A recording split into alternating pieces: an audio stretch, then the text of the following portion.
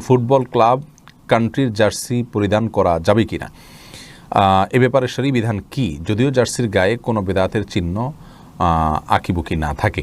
দেখুন, কোনো football club বা কান্ট্রির জার্সি যদি পরিধান করেন, সেক্ষেত্রে কোনো কাফির, কোনো অমুসলিম খেলোয়াড় যদি হয়, তার নাম যদি লেখা থাকে, তাহলে সেটা জায়েজ নাই। এজন্য যে এটা তার প্রচারণা করা, তার প্রতি ভালোবাসা প্রদর্শন করার শামিল।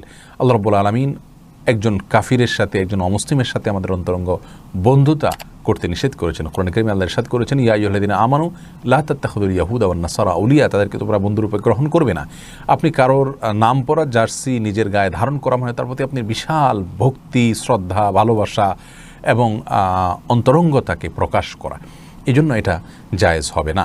আর যদি কোনো ব্যক্তির নাম থাকে, প্রতিষ্ঠানের নাম থাকে, তাহলেও এটা অপছন্দনীয় হবে, সরাসরি হারাম না হলেও। যদি সেই প্রতিষ্ঠানটা বেসিক্যালি আপনার ইসলামী দৃষ্টিকোণ থেকে কোনো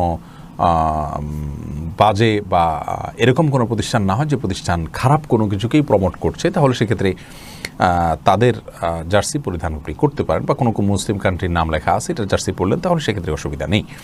মতিউর রহমান জানতে চেয়েছেন, আমি রেলওয়েতে ট্রেন পরিচালকের কাজ করি, আমাকে 30 দিনের মধ্যে 25 দিন ট্রেনে ভ্রমণরত থাকতে হয়, এক্ষেত্রে আমি কি কসর নামাজ পড়বো নাকি সাধারণভাবে নামাজ পড়বো? ভাই, আপনি যেহেতু সফরে থাকেন, সফরে থাকলে আপনাকে কসর নামাজ পড়তে হবে। সারা বছর থাকলে সারা বছরই আপনাকে কসর নামাজ পড়তে হবে, যেহেতু ওইটা আপনার ঠিকানা নয়।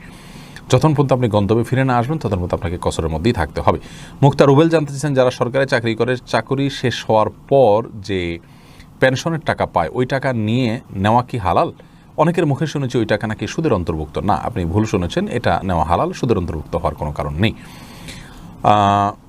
হোসেন মাহমুদ জানতে চাইছেন, সমাজে একটা মাসালা প্রচলিত আছে যে যদি কোনো শ্বশুর তার পুত্রবধূকে ধর্ষণ করে, নাউজুবিল্লাহ, অথবা তার গায়ে ইচ্ছা অনিচ্ছে স্পর্শ করাতে যদি শয়তানের ওয়াসওয়াসায় কামভাব জাগ্রত হয়, একইভাবে কোনো বাবা তার মেয়েকে স্পর্শ করলে, শয়তানের ওয়াসওয়াসায় কামভাব জাগ্রত হলে, অথবা কোনো ছেলে তার মাকে স্পর্শ করলে একইভাবে কামভাব জাগ্রত হলে নাকি স্ত্রীগণ তাদের স্বীয় স্বামীর জন্য হারাম হয়ে যায়। এটা কি সহিহ দলিল দ্বারা প্রমাণিত? আর সহিহ হয়ে থাকলেও এটা কি স্ত্রীদের প্রতি জুলুম করা হলো না? এটা সমাধান কি?